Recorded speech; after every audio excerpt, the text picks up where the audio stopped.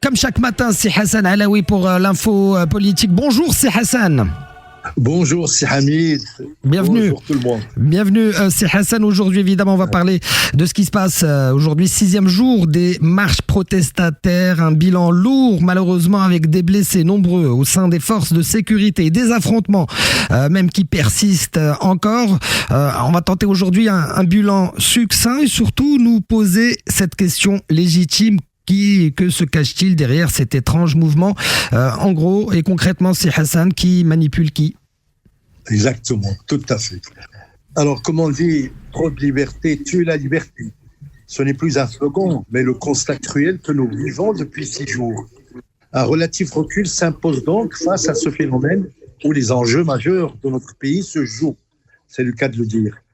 La double revendication initiale de santé et de l'école est désormais dépassée. Elle cède le pas à une indignation généralisée, irrépressible, mais garantie cependant par la Constitution. Sauf qu'elle ne peut attenter à nos libertés et à notre démocratie. En jeu, l'organisation de la Coupe d'Afrique, c'est clair, et celle de la Coupe du Monde à terme. En jeu aussi, les succès diplomatiques du Royaume du Maroc, notamment dans le dossier du Sahara, sur lequel, grâce au soutien de la communauté internationale et des États-Unis en particulier, le Maroc regagne sa légitime cause face à l'Algérie notamment, qui n'en démord pas de nous détruire, il faut bien le dire.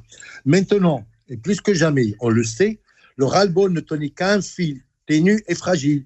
Il vient de se rompre fin septembre, sauf qu'il obéissait à un agenda qui nous a échappé plus ou moins totalement.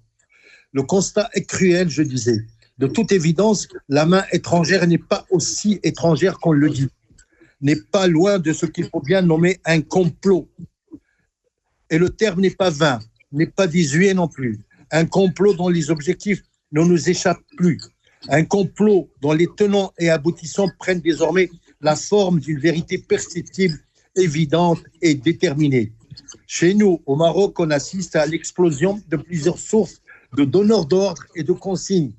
Inconnues, insaisissables pour la plupart, incontrôlables aussi.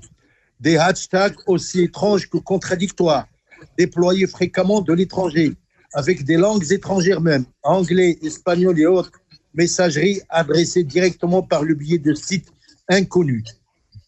Lancées aussi par toutes sortes d'individus ou groupes d'individus, des transgenres notamment qui recourent au langage approprié, des nihilistes anti-islamiques, défenseurs de la laïcité, entre guillemets, bouffeurs du ramadan. Ils sont éparpillés sur le territoire, opérant de l'étranger en complicité évidente avec des jeunes ici, chez nous. Les mouvements sociaux sont de plus en plus le lot de toutes les démocraties, certes, dans le monde, et les soulèvements, leur dangereux aboutissement logique. Même dans les grands pays comme la France, avec les gilets jaunes qui se sont mobilisés une année durant et ont menacé le gouvernement de Macron. En Chine, même la place de Tiananmen a été occupée des mois et des mois. Aux États-Unis, les marches se succèdent régulièrement. Ces problèmes sont connus et ne datent pas d'hier. Manifester est un droit absolu dans notre pays, dans une démocratie comme la nôtre. Mais ce droit s'exerce dans le respect et sans la violence à laquelle nous assistons depuis quelques jours. Pourtant, les instigateurs de ce mouvement se sont engagés à manifester dans le calme et le respect, à ne pas céder à la violence, à éviter de s'attaquer aux forces sécuritaires, épargner les policiers dont beaucoup ont été déplacés et ont quitté leur famille d'une ville à l'autre, qui passent des nuits sans sommeil, sans manger et se trouvent souvent exposés à la hargne des manifestants.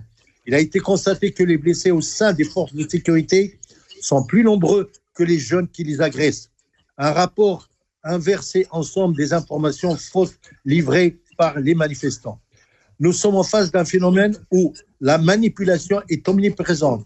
Les succès du Maroc, ses avancées, même imparfaites aux yeux de quelques-uns, suscitent de fortes rivalités. Et nos voisins immédiats, comme aussi d'autres pays en Europe même, les regardent avec jalousie et mépris.